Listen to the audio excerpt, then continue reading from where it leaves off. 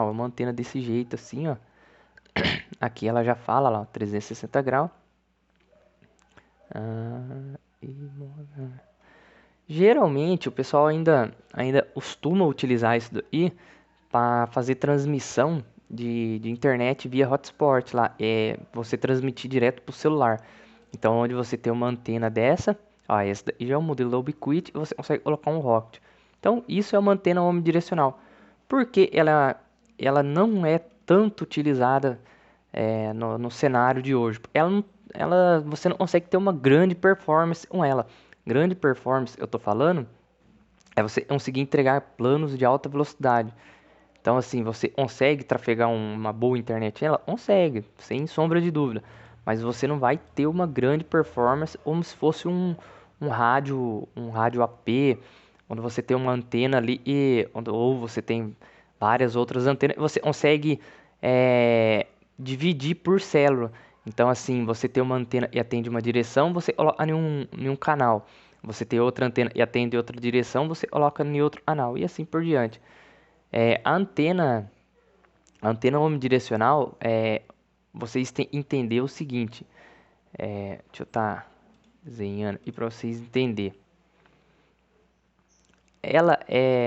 Vocês têm que pensar da seguinte forma, pessoal. Ó. Aqui, beleza. Então, assim, ó, o maior erro e o pessoal comete, principalmente o pessoal que está iniciando, ele tem uma torre aqui, ele monta uma torre, aí ele vai lá e coloca um mastro na torre,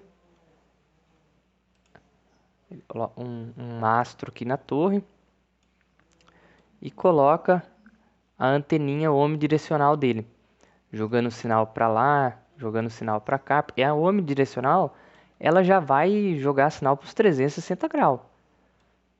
Tá, beleza. Aí aqui, ó, ele colocou a anteninha dele, porém, ele tem casa nessa direção, ó, ele tem casa nessa direção, ele tem casa também nessa direção, ó.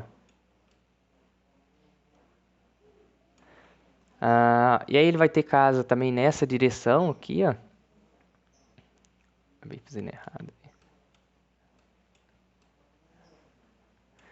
Então assim, ó, você vê, ele percebe, ele tem casa e próxima à torre, tem casa nessa direção, ele tem casa nessa direção e também lá, ó. Porém, ele não tem casa nessa outra direção aqui. Então assim, você colocar uma antena omnidirecional, onde você não tem casa em todas as direções, acaba sendo um desperdício. Ao mesmo tempo, ela está jogando sinal em todas as direções, mas também ela está recebendo sinal de todas as direções. Então, de todas as direções, ela está recebendo sinal. O que é esse receber sinal? Interferência. Então, se ir atrás e ter alguma outra torre de algum provedor, ter algum rádio de outro provedor, vai afetar o desempenho da sua antena. Como ela consegue jogar sinal para todas as direções, ela também consegue escutar sinal de todas as direções.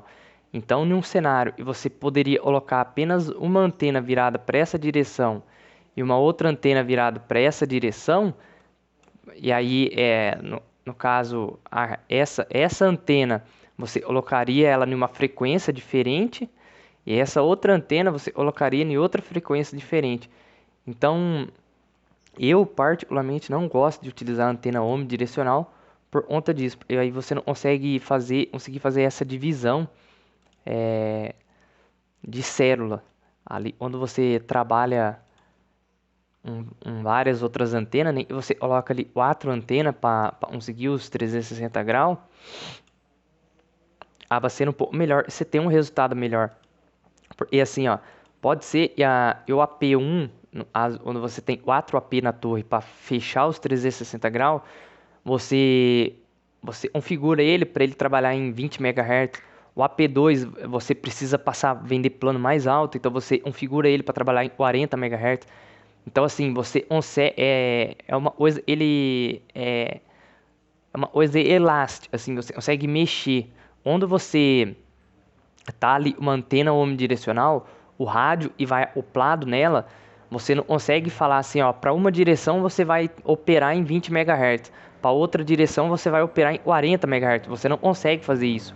Automaticamente, quando você configura ali, se você configurar em 40 MHz o rádio, ele vai para todas as direções. Então isso acaba prejudicando a questão de desempenho. Então, por isso é um modelo aí que o pessoal quase não utiliza.